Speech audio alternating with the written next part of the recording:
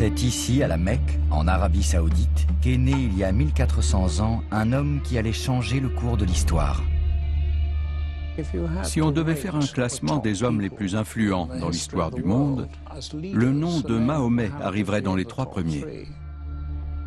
Nous avons ici un homme qui a reçu pour mission d'illuminer le monde. Aujourd'hui, 1,5 milliard de musulmans reconnaissent Mahomet comme le dernier et le plus grand de tous les prophètes qui se sont succédés pour porter la parole de Dieu à l'humanité. Ce génie spirituel était également doté de talents politiques de premier ordre. Il a posé les fondations d'une nouvelle religion, l'islam.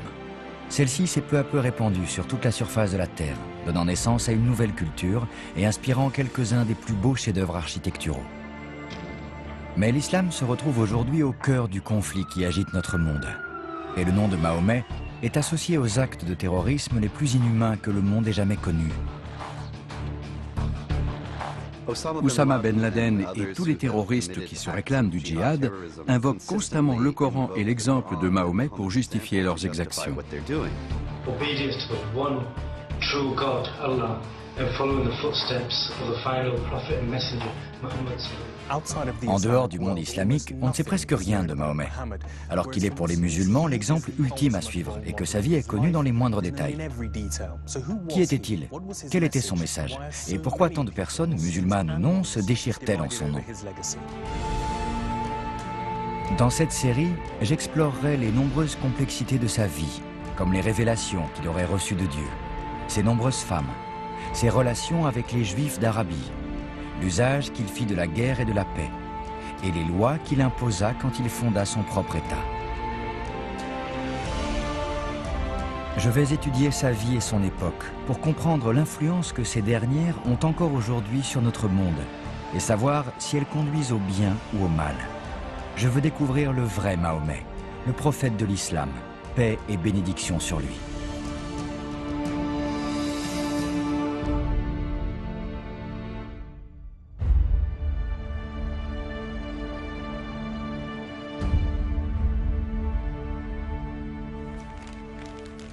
Quand des musulmans se rendent en pèlerinage à la Mecque, ils ne doivent porter que ces 2 morceaux de tissu blanc. Ils abandonnent leurs vêtements de tous les jours en faveur de cette tenue simple qui symbolise la pureté et rend tous les hommes égaux. Cette tradition, vieille de plus de 1400 ans, remonte à l'époque de Mahomet.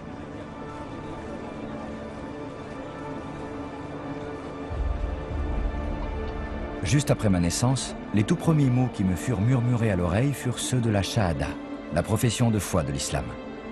Il n'y a d'autre Dieu qu'Allah, et Mahomet est son messager. Ces mots me lient à ce lieu sacré et au fondateur de l'islam. Comme la plupart des musulmans, le premier nom que j'entendis ne fut pas celui de ma mère ou de mon père, mais celui de Mahomet. J'avais à peine 5 ans quand je suis venu pour la première fois à la Mecque. C'était il y a une trentaine d'années, et avec mes parents, nous faisions le Hajj, le pèlerinage musulman. Les pèlerins que nous étions se sont rendus à la grande mosquée, la Kaaba, le plus connu des symboles de l'islam.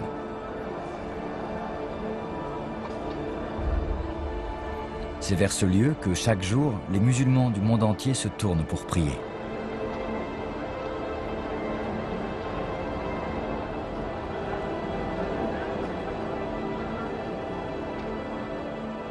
Quand les musulmans tournent autour de la Kaaba, ils mettent leurs pas dans ceux du prophète Mahomet, en signe de dévotion à Dieu. Les pèlerins viennent des 4 coins du monde, mais ce qui les rassemble ici, c'est le désir d'imiter la vie du prophète Mahomet, un homme aussi important pour les musulmans que Jésus pour les chrétiens, un homme qui définit leur identité.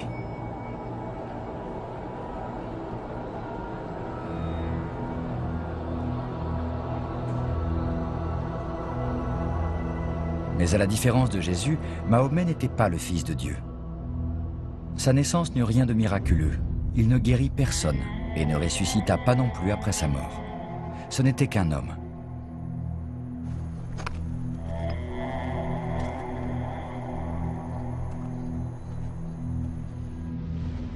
Mahomet vit le jour il y a 1400 ans dans une des régions les plus inhospitalières du monde, d'une superficie d'1 tiers de celle de l'Europe, dans un environnement hostile, fait de montagnes et de déserts où régnait une chaleur accablante. Cette vaste péninsule arabique était prise en étau entre deux grandes anciennes puissances. Au nord se trouvait l'Empire chrétien byzantin, héritier de l'Empire romain, dont la capitale était Constantinople. À l'est, une autre civilisation antique, les Sassanides, descendants du grand empire perse. Entre les deux se trouvaient des centaines de tribus et de clans arabes qui se livraient une bataille sans merci, autant pour survivre que pour prendre le pouvoir. Les villes étaient peu nombreuses, et c'est dans l'une d'entre elles, la Mecque, que Mahomet vint au monde. On raconte que Mahomet est né non loin d'ici, en l'an 570. Son père, Abdullah, est mort avant sa naissance et sa mère, Amina, était très pauvre. Ce qu'il est intéressant de noter, c'est qu'à l'époque, il n'est absolument pas question de la venue d'un Messie. Il n'y a eu ni étoile dans le ciel, ni mage venu d'Orient pour adorer l'enfant. Sa naissance passa presque inaperçue. Aujourd'hui encore, rien ne commémore l'endroit où Mahomet a vu le jour. Aucune pierre, aucun musée, encore moins de plaques sur un mur.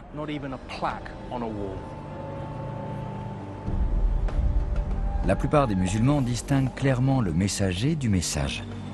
Bien que Mahomet soit tenu dans la plus grande estime, l'adorer serait considéré comme un shirk, un crime contre l'islam, odieux et impardonnable. C'est pourquoi au fil des siècles, on a fait disparaître les divers lieux attachés à Mahomet et à sa vie, pour s'assurer que personne d'autre que Dieu ne ferait l'objet d'une adoration.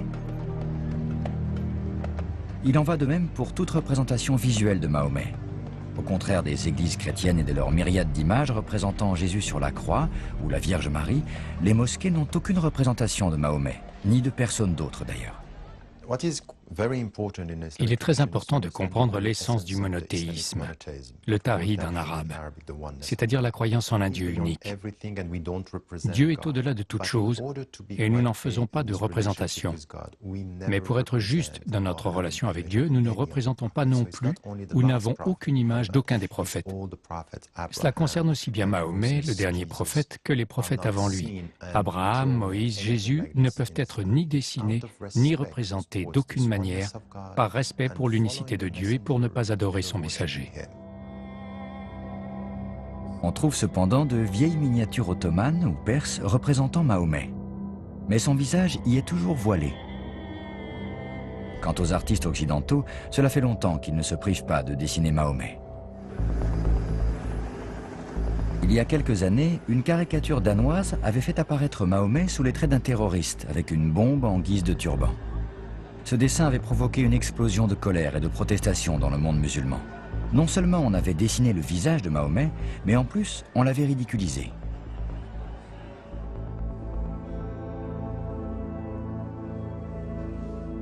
Malgré cette absence d'imagerie visuelle, les sources écrites concernant la vie de Mahomet sont extensives.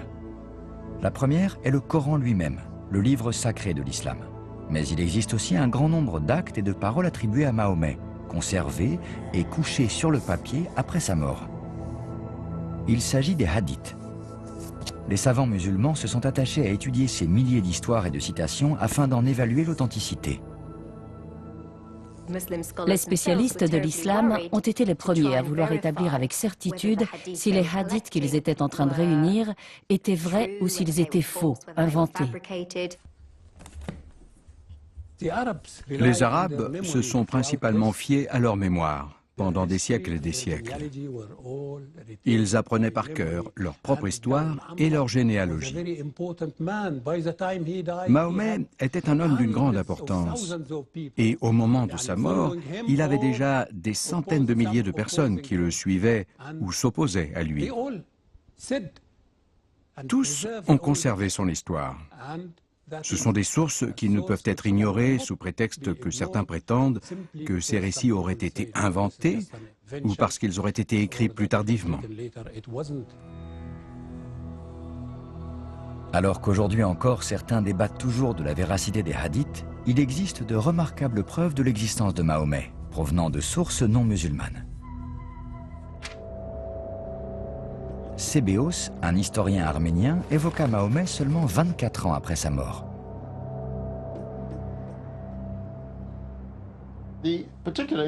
Ce qui est intéressant ici, c'est que pour la première fois en Arménie, quelqu'un parle de Mahomet, en mentionne le nom et raconte quelques-uns de ses faits et gestes. Sébéos lui-même rapporte des événements qui ont eu lieu vers l'an 630, soit avant la mort de Mahomet. Sébéos relate très précisément les origines de Mahomet et ses enseignements. Il est écrit en arménien. À cette époque, un homme qui portait le nom de Muhammad, c'est-à-dire Mahomet, un marchand, comme envoyé par Dieu, se présenta à eux comme prédicateur. Puis Mahomet leur donna des lois, telles que ne pas manger de charogne, ne pas boire de vin, ne pas mentir, ni forniquer.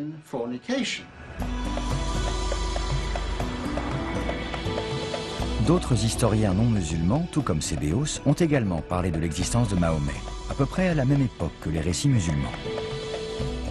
Leurs écrits, les hadiths et le Coran, fournissent donc de nombreux faits et détails sur la vie de Mahomet.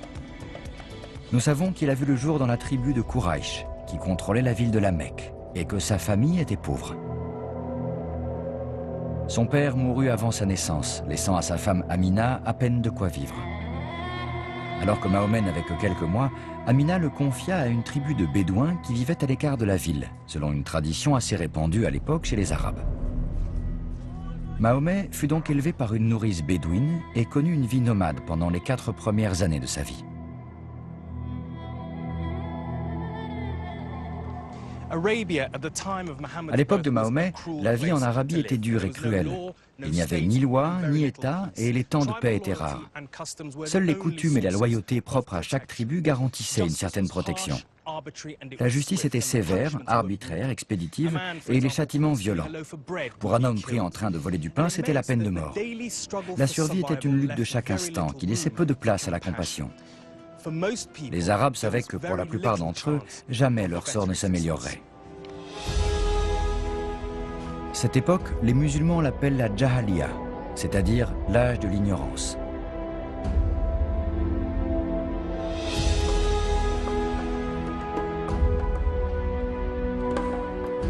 Cette société avait une structure propre, fondée sur un système de croyances, mais qui était bien loin de la religion organisée que nous connaissons aujourd'hui.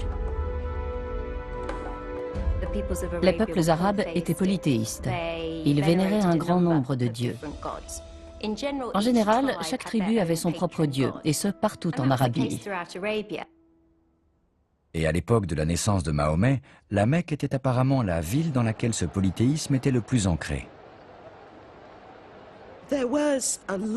L'Arabie connaissait une longue tradition de ce qu'on appellerait aujourd'hui le paganisme, qui était vécu dans toutes les villes à peu près de la même manière. Il y avait dans chacune d'entre elles une sorte de sanctuaire de forme cubique, autour duquel tournaient les fidèles et plusieurs dieux. Il y avait Allah, le grand Dieu, il y avait aussi des déesses, mais la plupart des Arabes n'étaient pas particulièrement croyants. On retrouvait ces cultes surtout dans les villes et dans les régions les plus peuplées. Selon les musulmans orthodoxes, la Kaaba a été construite par Dieu au temps d'Adam. Mais nous ne disposons d'aucune preuve archéologique ni historique qui vienne établir son origine exacte. À l'époque où Mahomet vit le jour, ce sanctuaire attirait déjà les foules. Et la Mecque était le centre des cultes païens de la péninsule arabique. Les sources musulmanes affirment que le temple de la Kaaba est un haut lieu de la vénération de Dieu et qu'il remonte à des temps immémoriaux. On dit que le premier fondateur de ce sanctuaire dédié à Dieu fut Adam. Les différents prophètes qui lui succédèrent le conservèrent. Il finit par perdre de l'importance quand les peuples se détournèrent de l'adoration du Dieu unique et il fut rebâti par Abraham et par son fils Ismaël. Mais les peuples arabes perdirent à nouveau sa signification. Aucune source non musulmane ne vient établir de lien entre Abraham et la Mecque. Mais à la naissance de Mahomet, la Kaaba contenait les idoles de plus de 360 dieux différents, vénérés chacun à tour de rôle. Tous les ans, une trêve permettait aux tribus ennemies de venir à la Mecque, de tourner autour de la Kaaba et de vénérer leurs dieux sans crainte d'un quelconque conflit.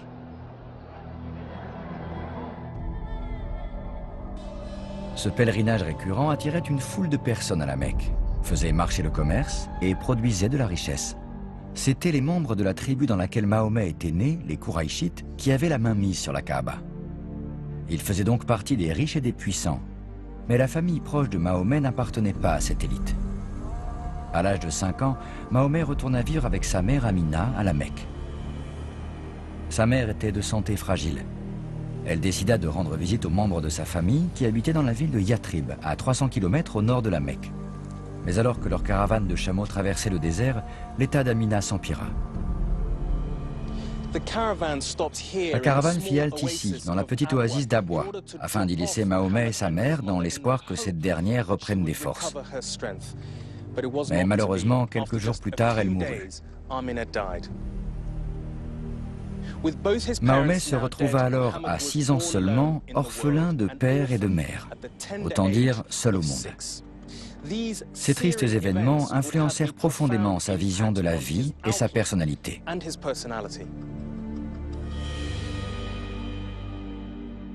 Mahomet est seul dans ce petit coin de désert quand il voit sa mère mourir. Et il lui faudra attendre une nouvelle caravane pour repartir et réintégrer la société. On imagine aisément le traumatisme d'une telle expérience. Malheureusement, le jeune Mahomet devrait faire encore face à de nombreuses autres disparitions. On le confia à son grand-père paternel, qui mourut 2 ans plus tard.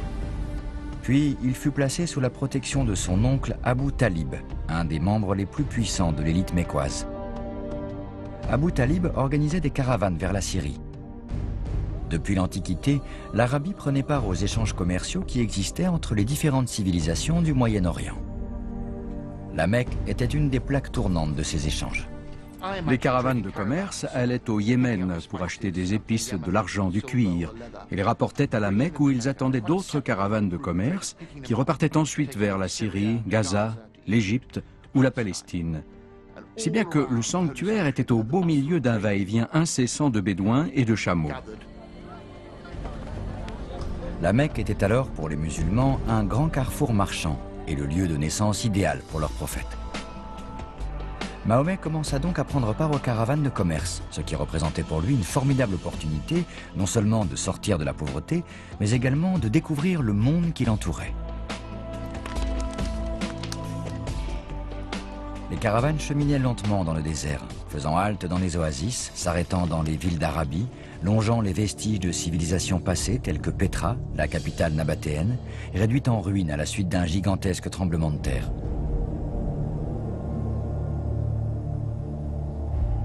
Au cours de ces voyages, Mahomet se familiarisa avec les histoires de ces peuples, leur culture et leur religion si différentes. Les musulmans extrêmement pieux ne veulent pas entendre parler d'influence. Pour eux, le prophète était une page vierge sur laquelle seul Dieu pouvait écrire sa parole. Moi, je suis convaincu que le fait d'avoir fait partie de ces caravanes a été essentiel pour Mahomet. Il a rencontré des tribus marchandées sur les marchés, compris ce que les gens attendaient du monde, compris leurs difficultés. Il a pu voir les ruines de grandes civilisations arabes antiques, contempler Pétra, découvrir la gloire de Damas. Cette vie itinérante lui a permis de découvrir les réalités du monde arabe.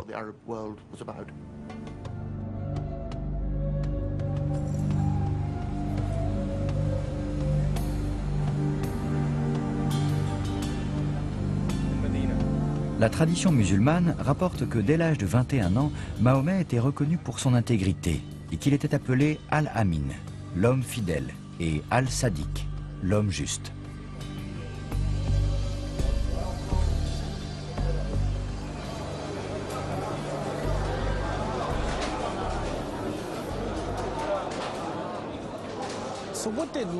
À quoi Mahomet, alors, dans sa prime jeunesse, pouvait-il bien ressembler ?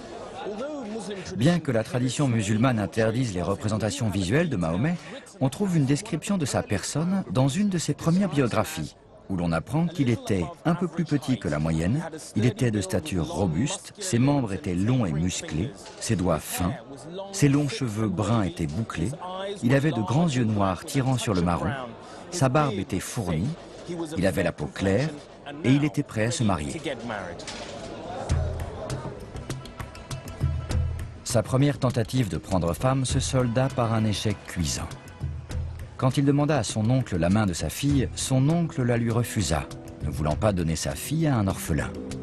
Mais la chance finit par lui sourire, quand une femme assez riche et d'un certain âge, Khadija, lui confia des affaires à traiter en son nom en Syrie. Quand Mahomet revint, sa mission remplie avec succès, elle fit une chose très inhabituelle. Elle le demanda en mariage. Son mariage avec Siedna Khadija était très étrange pour l'époque. D'abord parce qu'elle était plus âgée que lui, mais en plus parce que c'était une femme d'affaires accomplie. Mais je crois qu'un tel mariage serait tout aussi étonnant aujourd'hui. Beaucoup d'hommes occidentaux, musulmans ou non, sont intimidés par les femmes qui ont du succès. Ce mariage montrait donc, de la part du prophète, une grande force de caractère, une grande confiance et un réel respect pour la femme en général. Et ces mêmes qualités seraient essentielles aujourd'hui encore pour contracter un tel mariage. De nos jours, il est rare et toujours surprenant de voir une musulmane épouser un homme plus jeune qu'elle. Mais à l'époque, c'était presque inédit. En Arabie, avant l'arrivée de l'islam, les femmes étaient à peine mieux traitées que des animaux. La condition féminine était très précaire, mais celles qui vivaient en ville et travaillaient dans le commerce pouvaient se hisser dans la société. Elles étaient souvent très impliquées dans l'artisanat et le commerce. Apparemment, c'était le cas de Khadija. Elle était veuve, mais son mari lui avait laissé en mourant une sorte de commerce qui marchait assez bien, qu'elle gérait de main de maître et qui lui donnait une position assez élevée. Au cours des 24 années que durèrent leur mariage, et bien que la polygamie ait été courante à l'époque, Khadija resta, et ce jusqu'à sa mort, l'unique épouse de Mahomet. Et il semblerait que ce dernier ne soit aucunement opposé à ce que sa femme continue ses affaires. Khadija bénéficiait donc d'une indépendance que la plupart des sociétés musulmanes peinent aujourd'hui encore à accorder aux femmes. Il est toujours mal vu aujourd'hui de voir une femme épouser un homme plus jeune qu'elle. Il est également difficile dans les sociétés musulmanes d'autoriser les femmes à s'engager en politique, dans le commerce. Le cas de Khadija démontre pourtant qu'il est possible de créer un monde musulman où la femme pourrait être l'égale de l'homme.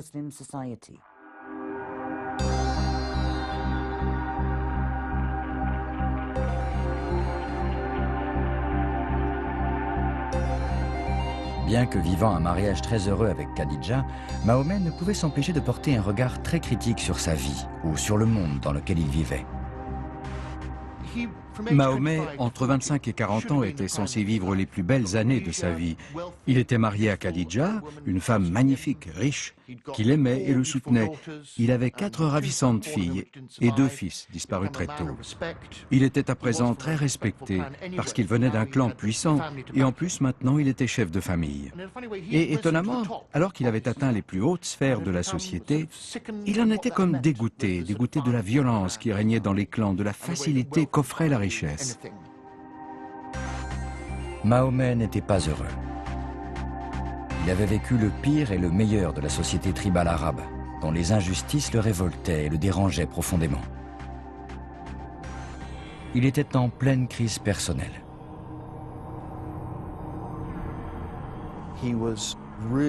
Il était très mal à l'aise de voir la façon dont étaient traités les plus pauvres, les plus faibles, les exclus de la société. Il était rongé par de grandes questions ontologiques. Pourquoi sommes-nous sur Terre? Quel est le but de la vie? Comment donner du sens au monde qui nous entoure? Derrière toutes ces interrogations sur la société, sur sa moralité, sur ses valeurs religieuses, se cachait certainement la question de la véritable nature de Dieu.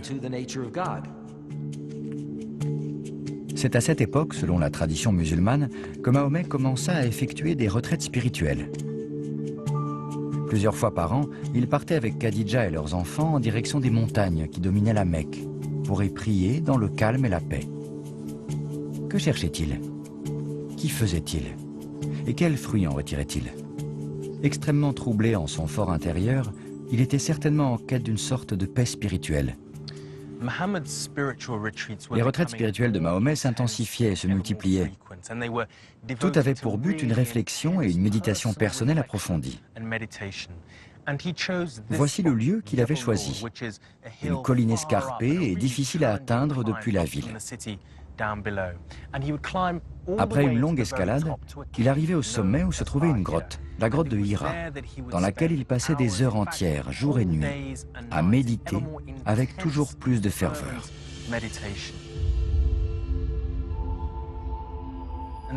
Jusqu'à ce qu'un jour, en l'an 601, se produise un événement qui bouleversa sa vie et le cours de l'histoire.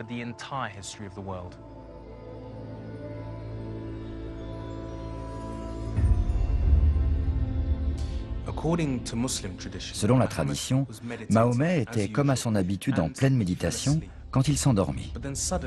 Mais il se réveilla brusquement, car son corps s'était mis à trembler furieusement.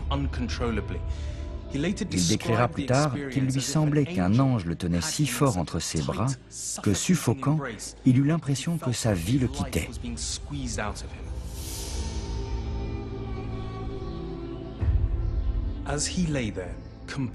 Puis, encore sous le choc, Mahomet entendit une voix qui d'un mot lui ordonna « Iqra, lis ».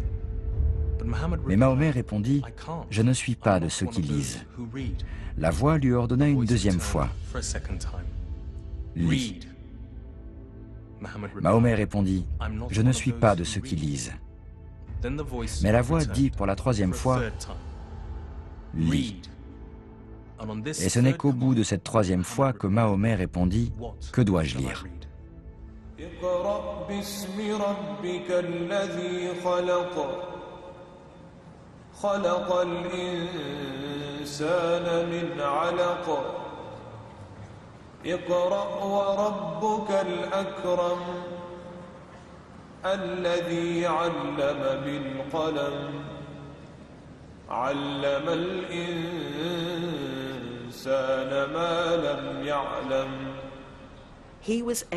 Il a été capable d'entendre le message divin. Cette révélation, tout comme celle qu'ont reçue les prophètes d'Israël avant lui, est une expérience dévastatrice. Cela ne se fait pas dans la paix. C'est quelque chose qui les saisit jusqu'au plus profond d'eux-mêmes. Le prophète Jérémie criait « Ô Seigneur, je ne sais pas parler. Je ne suis qu'un enfant, ta parole me fait souffrir jusqu'au plus profond de mon être. » Isaïe s'exclama, après avoir reçu une vision de Dieu dans le temple, « Malheur à moi, car mes yeux ont vu le Seigneur Tout-Puissant. » C'est une expérience bouleversante. Ce qui est reçu est tellement puissant que le monde, tel que les prophètes l'avaient connu jusqu'alors, n'est plus. Les prophètes reçoivent une sorte de puissance divine qu'ils doivent s'efforcer d'adapter au langage de leur époque par des métaphores, afin que leurs contemporains puissent comprendre l'expérience indicible qu'ils ont vécue. Selon moi, les prophètes touchent du doigt, pendant un instant court, mais terrifiant, le pouvoir divin qui investit leur corps et les aide à formuler leur message.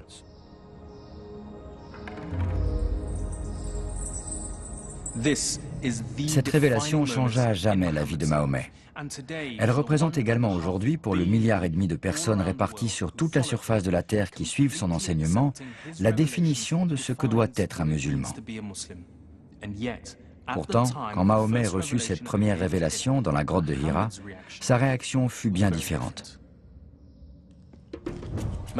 Il se précipita vers sa bien-aimée. « Khadija, Khadija, disait-il, couvre-moi, couvre-moi. Que m'est-il arrivé? Je crains pour ma vie. » Khadija prit son manteau et le posa sur le corps endolori de son mari. Et alors qu'il était assailli de doutes, elle s'attacha à le rassurer. Les paroles de Khadija apaisèrent Mahomet. Elles l'aidèrent à se réconcilier avec ce qui venait de se passer. Cet homme avait trouvé ce qu'il était venu chercher. Et puis, plus rien.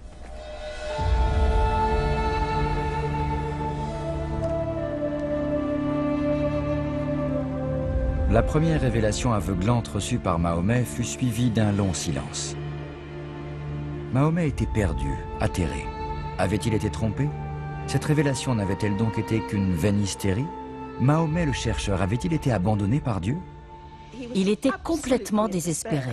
On lit même qu'il était dans un tel état de désespoir qu'il faillit se jeter du haut de la montagne. Ce silence dura des jours, des semaines, des mois. Mahomet avait vécu dans la tourmente, doutant chaque instant de ce qu'il avait vécu, doutant de lui. Puis un matin, ce long silence s'acheva et les révélations reprirent.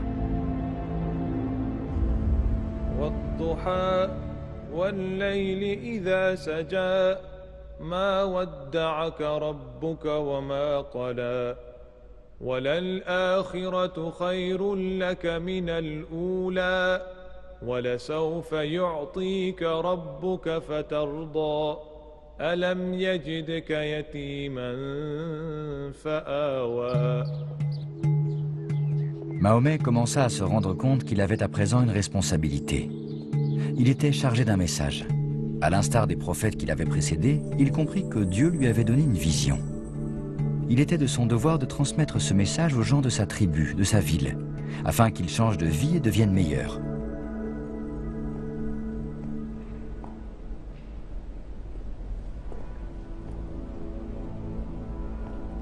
Les révélations reçues par Mahomet allaient devenir le texte sacré de l'islam, ce que l'on appelle aujourd'hui le Coran, littéralement la récitation.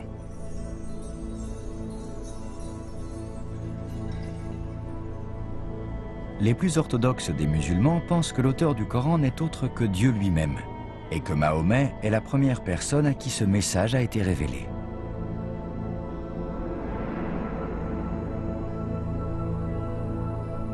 Pour la plupart des musulmans, le Coran est le seul miracle que fit Mahomet. Tout au long de sa vie, il ne cessa d'affirmer qu'il ne détenait aucun pouvoir miraculeux. Il insistait sur le fait qu'aucun signe ni prodige ne lui était associé, si ce n'était ses mots. Lui n'était qu'un homme. Le Coran et son message étaient son seul miracle. Et le pouvoir spirituel de ce message résidait dans ces mots. اهدنا الصراط المستقيم صراط الذين أنعمت عليهم غير المغضوب عليهم ولا الضالين.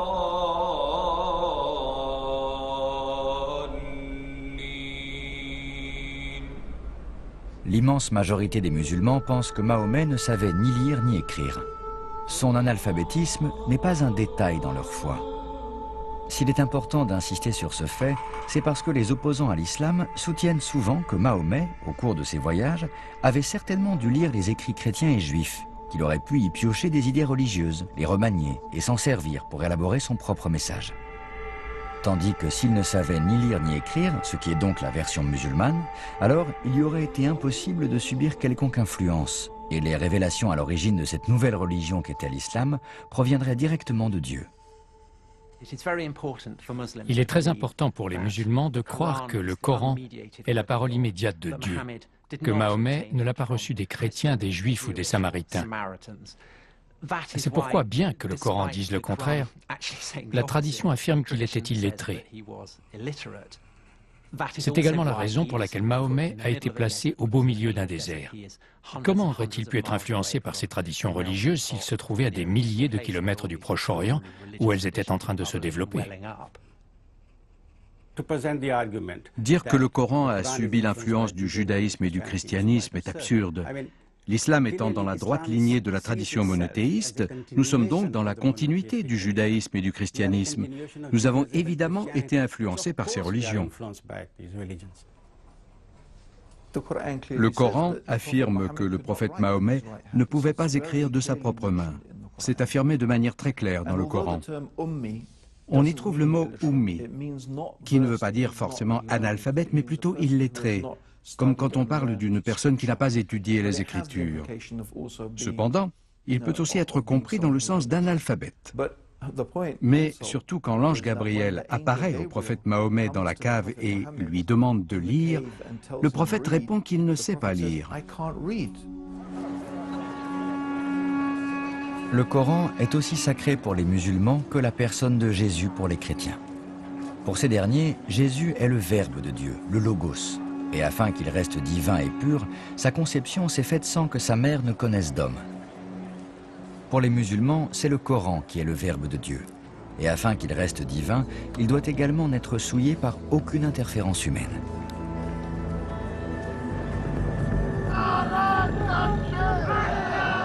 Déshonorer le Coran est un acte profondément choquant pour les musulmans, parce que ce n'est pas seulement Mahomet qui est attaqué, mais Dieu lui-même. Plusieurs fois ces dernières années, on a vu le Coran être brûlé ou profané, parfois pour humilier les prisonniers musulmans de la prison de Guantanamo, ou en réaction à des attaques terroristes.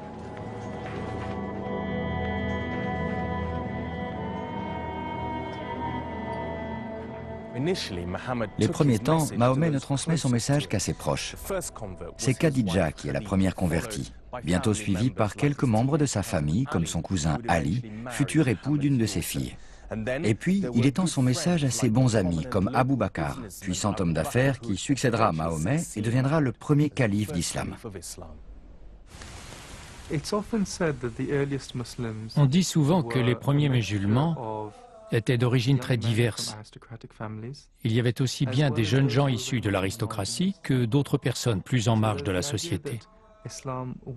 Il y a donc l'idée que le message de l'islam était révolutionnaire, dans le sens où il renversait l'ordre social, l'ordre cosmique de la société de l'époque.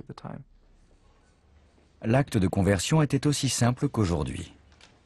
Il suffit simplement d'affirmer sa foi en présence de 2 témoins. La condition essentielle est que cette conversion soit le fruit d'un choix personnel, libre et éclairé. Il faut savoir qu'Abu Talib, une des personnes qui comptait le plus dans la vie de Mahomet, son oncle et chef de la tribu qui lui avait accordé un soutien inconditionnel, refusa toute sa vie de se convertir. Malgré tous les efforts déployés par Mahomet, rien ne pouvait forcer Abu Talib à se convertir. L'affirmation la plus forte et la plus explicite du Coran dit « point de contrainte en religion ». Pas de si ou de mais. C'est essentiel. À moins d'avoir fait un vrai choix, d'avoir réellement choisi sa foi. On ne peut être tenu responsable de ses actions. L'islam tout entier s'articule autour de ce principe. Le Coran est très clair. La ikra fi al-dini, c'est une phrase que l'on cite souvent. Il ne doit y avoir aucune obligation en matière religieuse. Et le prophète a même dit à propos des Arabes païens, Lakum dinukum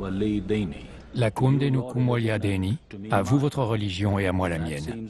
C'est une excellente façon de promouvoir la tolérance. Cependant, l'histoire nous montre que cette attitude n'a pas toujours été respectée.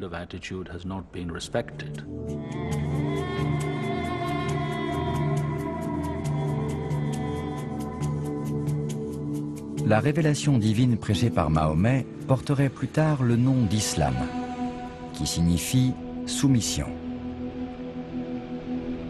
Le croyant musulman est donc quelqu'un qui se soumet à Dieu.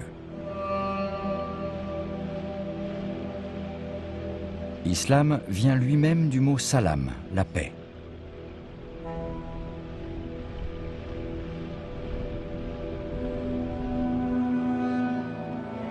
Au début de sa mission auprès des gens de la Mecque, Mahomet ne cessait de se référer au message abrahamique des prophètes juifs et chrétiens. Il prêchait la même chose que ceux qu'eux-mêmes avaient prêché, à savoir la foi en un Dieu unique. Il alertait également le peuple sur les oppressions et les injustices de la société de la Mecque.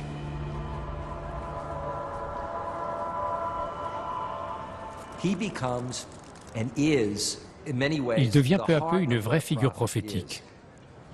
Le prophète, c'est celui qui porte et annonce le message de Dieu. Mais c'est aussi et surtout un conseiller, un réformateur, celui qui avertit la société, qui lui montre qu'elle s'est éloignée du droit chemin.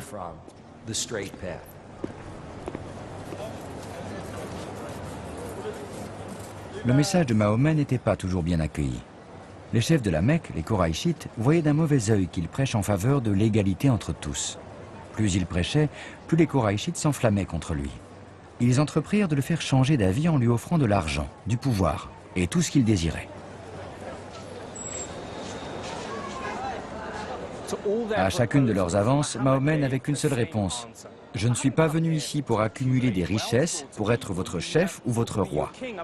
Je n'ai été envoyé ici que dans un seul but, être le messager de Dieu et vous apporter sa parole. Si vous l'acceptez, vous serez récompensé. Mais si vous la refusez, alors je m'en remets au jugement de Dieu. Les autorités de la Mecque se rendirent compte qu'ils n'obtiendraient rien par la persuasion. Pour faire taire Mahomet, ils devaient passer à quelque chose de plus agressif.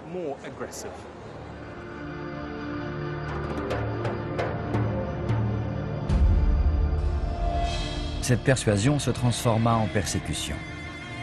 Les disciples de Mahomet, et surtout ceux qui ne bénéficiaient de la protection d'aucun clan ou d'aucune tribu, comme les esclaves, les femmes et les orphelins, subissaient de violentes attaques.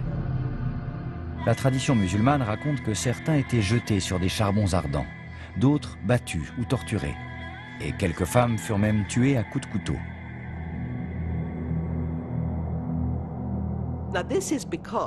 Tout ça parce que Mahomet avait touché un point sensible chez les Qurayshites, c'est-à-dire leur porte-monnaie. Les anciens cultes rapportaient beaucoup d'argent. La Kaaba était un haut lieu de pèlerinage et d'adoration, très fréquenté. Mahomet s'élevait contre ces cultes. Les Qurayshites étaient donc furieux contre lui. Il représentait une vraie menace pour eux. Pour Mahomet et son petit groupe de disciples, les temps étaient plus que difficiles. Ils étaient attaqués en public, aussi bien verbalement que physiquement. Et en privé, ils n'avaient aucun lieu où se réunir et prier. Rien à voir avec la liberté religieuse dont les musulmans jouissent aujourd'hui. Nous sommes ici au nord-ouest de Londres, où une mosquée de 5 étages est en pleine construction. De tels bâtiments s'élèvent aujourd'hui un peu partout dans les sociétés occidentales et nous paraissent relever d'un droit fondamental.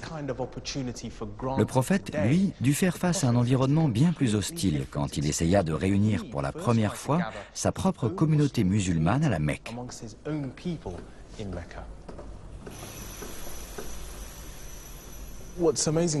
Il est frappant de constater combien la construction de ce centre islamique s'avère différente de ce qu'a vécu le prophète quand il a tenté d'établir sa première communauté dans une société où il n'était pas libre de ses mouvements. C'est exact. Les temps ont bien changé. Au début de l'islam, les premiers musulmans n'avaient pas le droit de prier, ni de faire ce qu'ils voulaient. Et si jamais ils étaient surpris en train de prier, cela leur valait des ennuis. Des humiliations. C'est ça, heureusement, nous n'en sommes plus là.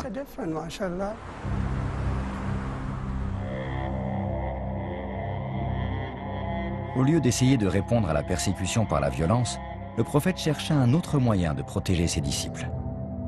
Au final, il prit une décision assez radicale. Il leur enjoignit de quitter la Mecque, d'abandonner leur maison et de chercher refuge de l'autre côté de la mer Rouge, dans le royaume africain d'Aksum, gouverné par un roi chrétien, Négus.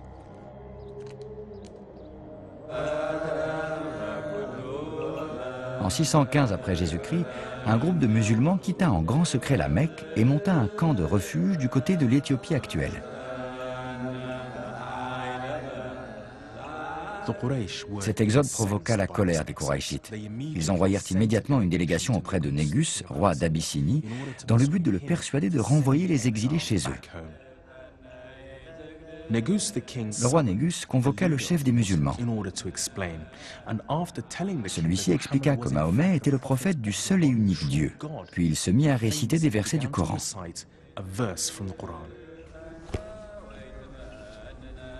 Ces versets racontaient la naissance miraculeuse de Jésus, le décrivant comme un des prophètes de Dieu. Ces mots firent leur effet, et Négus, le roi d'Abyssinie, fut ému aux larmes. Il permit aux musulmans de rester. Pendant ce temps, à la Mecque, les Qurayshites continuaient à s'en prendre à Mahomet et aux quelques disciples qui restaient. Ils les bannirent de la ville. Plus personne n'était autorisé à s'approcher ni de Mahomet ni de son clan. Ces derniers ne pouvaient plus se marier hors de leur clan, n'avaient plus le droit de pratiquer le commerce, ils n'avaient même plus le droit d'acheter de quoi manger. À la Mecque, Mahomet et ses disciples étaient devenus les ennemis publics numéro 1.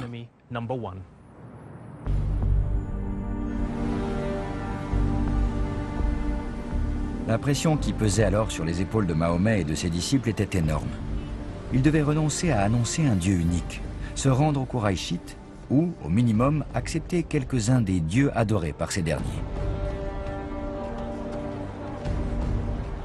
C'est sans doute à cette époque qu'eut lieu un événement qui engendra un profond conflit de valeurs qui, aujourd'hui encore, régit les relations qu'entretient l'islam avec le reste du monde.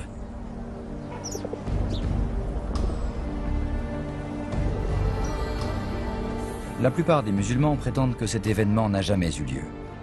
Mais les adversaires de l'islam s'en sont servis pour faire de Mahomet un imposteur et pour rendre caduc le Coran. Il existe plusieurs versions de ces faits, mais voici ce qu'en dit la version principale. Un jour, alors que Mahomet était assis près de la Kaaba, il reçut une nouvelle révélation qui lui suggérait d'atteindre un compromis avec les Kouraïchites, en leur permettant de continuer à adorer leur Dieu. Quand les Kouraïchites apprirent cette nouvelle, ils éclatèrent de joie. Enfin, Mahomet revenait dans le droit chemin. Mais là où tout se complique, c'est que Mahomet aurait alors reçu une autre révélation qui lui aurait dit que ce compromis, cette apparente tolérance vis-à-vis des autres dieux, lui aurait en fait été inspiré par Satan.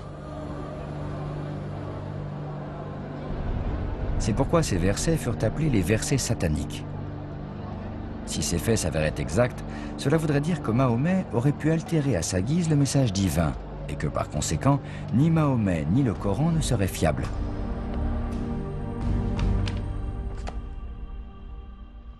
Évidemment, les musulmans nient cet incident, qu'ils disent avoir été inventé de toutes pièces par les ennemis de l'islam. Mais ils ont beaucoup de mal à expliquer comment ce précepte a bien pu se retrouver dans des sources islamiques très anciennes, ou dans la charia basée sur les toutes premières sources islamiques, qui ont depuis disparu. Il serait étonnant qu'un musulman si pieux ait pu reprendre à son compte cette idée s'il s'agissait vraiment d'une idée émanant des ennemis de l'islam. Il existe 3 versions différentes de cette histoire dans les histoires musulmanes de la vie de Mahomet, compilées après sa mort. Le Coran n'y fait pas directement référence, et le premier récit de la vie de Mahomet, considéré comme le plus fiable, rédigé par Ibn Ishaq, n'en parle pas non plus. Pas davantage que le grand hadith du IXe siècle. Si les musulmans écartent certaines traditions, ce n'est pas parce qu'elles critiquent Mahomet, mais parce qu'elles ne peuvent être vérifiées.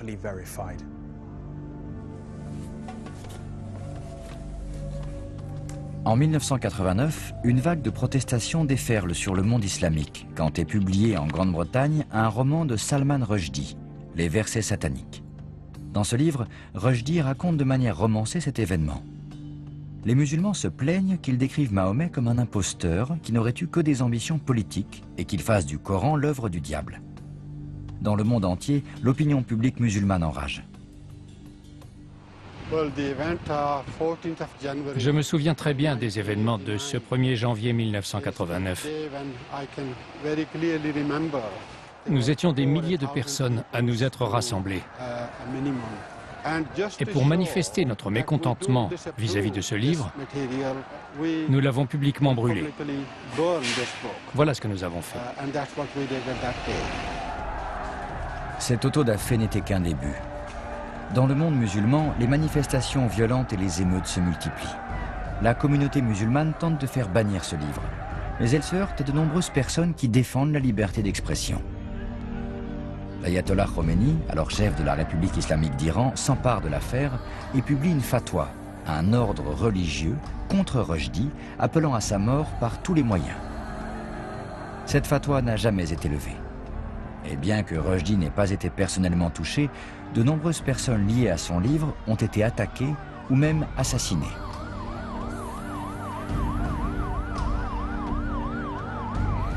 Un seul et unique événement contestable dans la vie de Mahomet, par ailleurs réfuté par la plupart des érudits musulmans, a suffi à définir Mahomet, ce qu'il était, ce qu'il défendait et surtout ce que signifiait être musulman dans le monde aujourd'hui.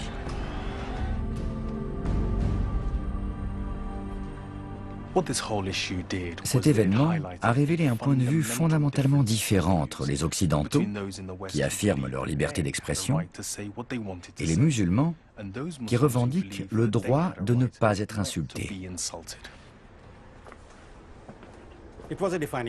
C'était un événement historique, puisque pour la première fois, les musulmans britanniques se sont affirmés en tant que communauté. Mais son envergure dépassait les frontières de la Grande-Bretagne. D'un côté, ils dénonçaient ce que Rushdie avait écrit, ils s'unissaient pour condamner le livre, mais de l'autre côté, ils condamnaient également la fatwa. Ils se sont rendus compte que certains principes occidentaux n'étaient pas acceptables pour eux, mais aussi que certains mécanismes de l'islam traditionnel n'étaient pas davantage acceptables. Cet incident fit prendre conscience à la communauté musulmane britannique qu'elle appartenait à une communauté islamique internationale beaucoup plus vaste. Il marquait également le début d'une dissension entre les valeurs libérales si importantes dans l'identité occidentale et les positions plus traditionnelles et conservatrices adoptées par la communauté musulmane britannique. Au cœur de ce conflit se trouvait la personne de Mahomet lui-même, au sujet duquel les opinions divergeaient. Servait-il les forces du bien ou du mal dans ce monde? À la Mecque, c'était un autre conflit qu'était en train de vivre Mahomet. Le prophète était déchiré entre sa mission, l'annonce du seul et unique Dieu, et les traditions tribales ancestrales des Kouraïchites.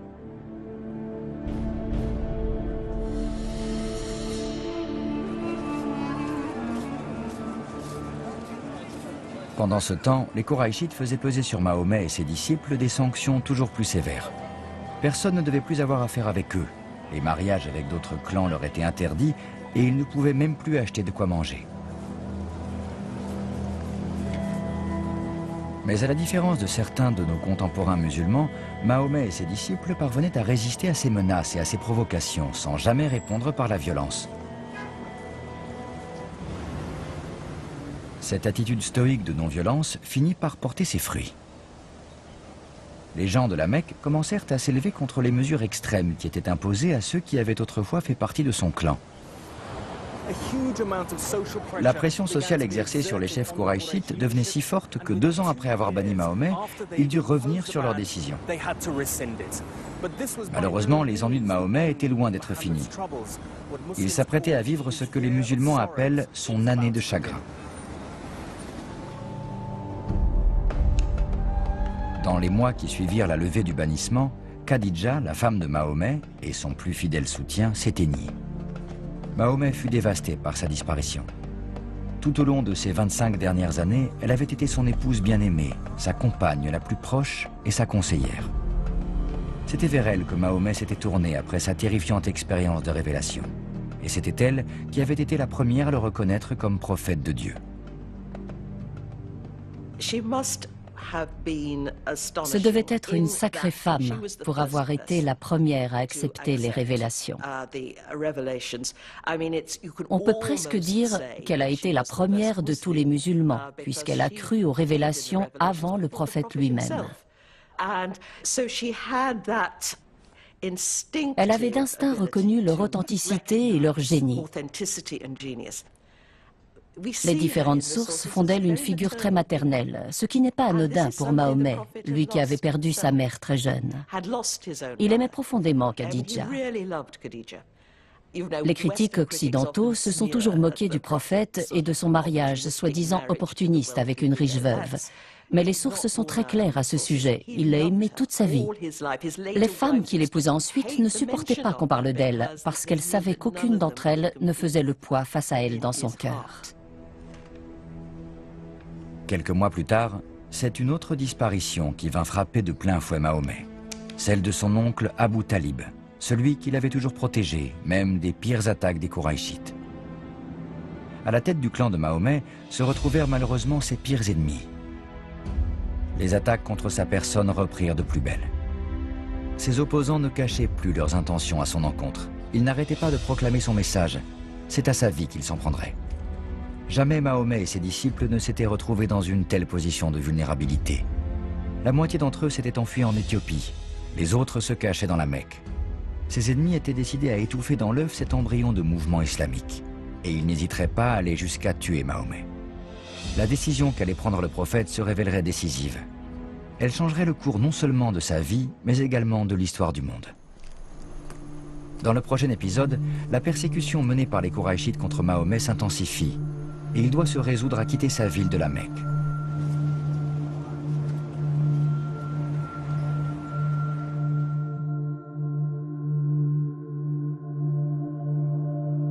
Ce massacre s'est ancré dans la mémoire musulmane collective, ce qui explique pourquoi nous en ressentons toujours les effets aujourd'hui.